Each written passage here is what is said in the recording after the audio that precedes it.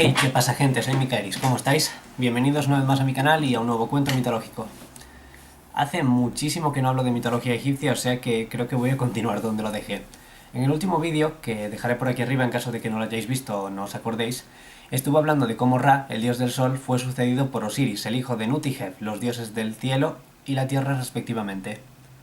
Osiris no era el único hijo que tuvo, de hecho tuvieron 5 en total, o 4 dependiendo de la versión. Fueron Osiris, o Usir en egipcio, Isis, o Aset, que significa trono, Horus, o Hor, no estoy muy seguro de cómo se pronuncia en egipcio, Neftis, o Nebet-Het, y Set, o Sutej.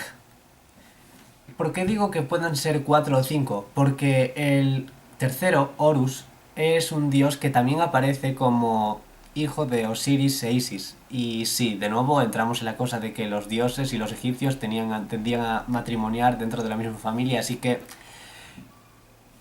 cosas de egipcios, ya está. La cuestión, Horus en teoría es el hermano de estos dos dioses, pero también es su hijo, y en la mitología muchas veces se hace referencia a Horus el mayor y Horus el hijo de Isis y Osiris.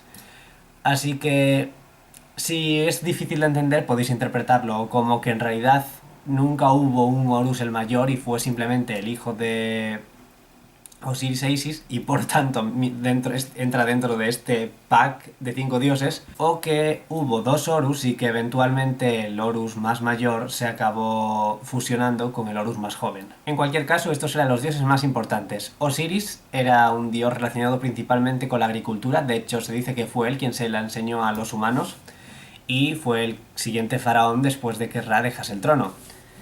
Isis, por su parte, era una diosa con muchísimas funciones, o sea, va desde la protectora del faraón hasta la madre del rey, hasta la diosa de la magia, protectora de un montón de cosas. Es una diosa con muchísimos matices.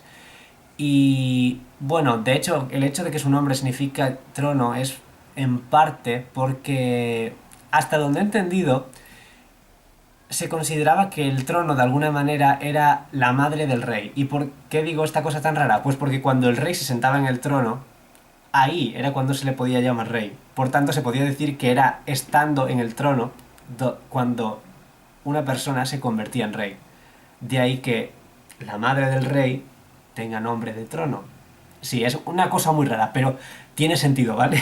Horus era un dios que también tenía unas funciones bastante diversas, pero principalmente se le conoce por ser el dios de la guerra, el dios príncipe por antonomasia, y con unas relaciones muy fuertes con el cielo y con el sol, pero esto es en parte por su combinación con Ra, porque dos dioses halcones, dos dioses que se vuelven muy importantes en algún momento, tiene bastante lógica. Neftis, por otra parte, era una diosa con relación con lo tónico, con el inframundo. Normalmente se la relacionaba con el agua, con los ritos funerarios, con la oscuridad, las sombras. Y sí, a pesar de todos estos atributos así tan siniestros, por lo visto era una de las hermanas más majas del grupo. Y por último, pero no menos importante, tenemos a Set, que se casó con Neftis.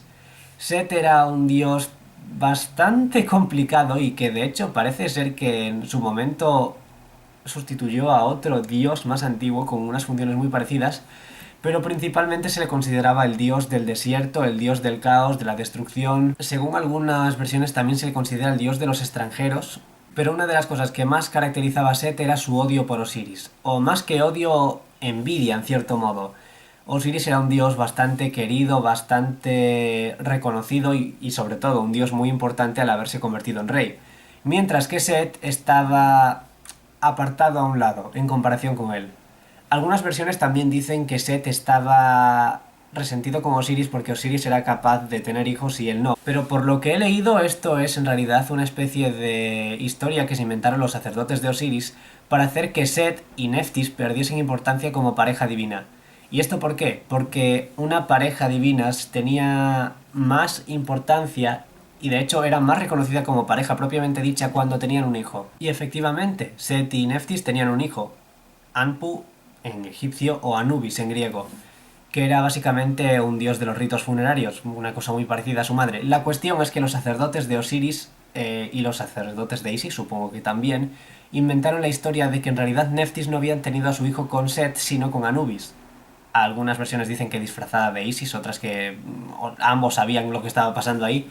Y la cuestión es que si el hijo no era de Set, entonces Set y Neftis como matrimonio perdían mucha más validez de la que tenían Isis y Osiris. Y esto es básicamente una de las razones por las que se decía que Set estaba tan enfadado con Osiris, porque el hijo que supuestamente tenía era en realidad de su hermano. Pero como he dicho, esto en realidad fue una estratagema de los sacerdotes mortales para hacer que la pareja de Osiris e Isis destacase sobre la de sus hermanos. Así que dejémoslo en que Set estaba muy cabreado con Osiris por el motivo que fuese. Y para deshacerse de él ideó una estratagema bastante curiosa. Le engañó para conseguir que se metiese en una especie de caja o sarcófago, no dejan muy claro qué, y una vez que le metió dentro, lo encerró y lo tiró al Nilo. Algunas versiones dicen que lo hizo piezas antes de lanzarlo, otras que lo hizo piezas después o que lo hicieron piezas otros dioses o monstruos.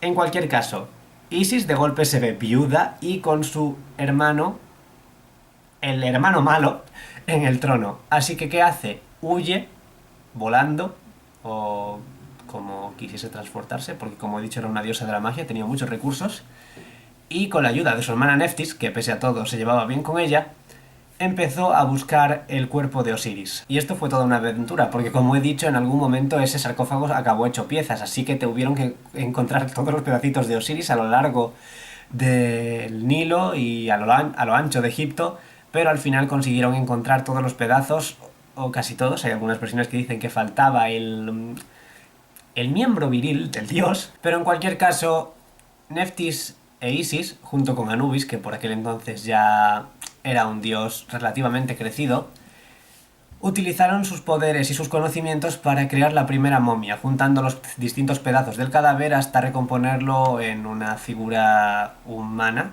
de nuevo. Y así Osiris pudo resucitar. Aquí las versiones difieren un poco. Algunas dicen que Horus, el hijo de Isis y Osiris, ya había nacido por aquel entonces, o si no había nacido, por lo menos estaba en la barriga de su madre. O sea, todavía estaba gestándose, pero había sido engendrado ya. Otras, en cambio, dicen que lo primero que hizo Isis cuando su marido resucitó fue acostarse con él para quedarse embarazada, porque sabía que no era permanente el regreso de su esposo. Y efectivamente, pese a que Osiris estaba resucitado, entre comillas, acabó, si no muriendo, yéndose al inframundo para convertirse en el rey de ese lugar, porque después de haber muerto ya no podía ocuparse de forma correcta del mundo de los vivos.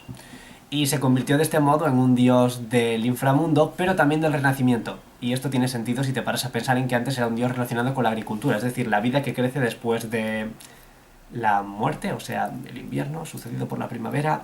Todo tiene lógica, o al menos así me lo parece a mí. En cualquier caso, como he dicho, hay más de una versión, probablemente algunos habréis escuchado una, otros otra, pero yo intento más o menos que tengáis una visión más amplia de todo lo que sucede en ese mito. Después de que Horus naciese, querría vengarse de su tío por haberle dejado sin padre y por haber usurpado un trono que le pertenecía por derecho.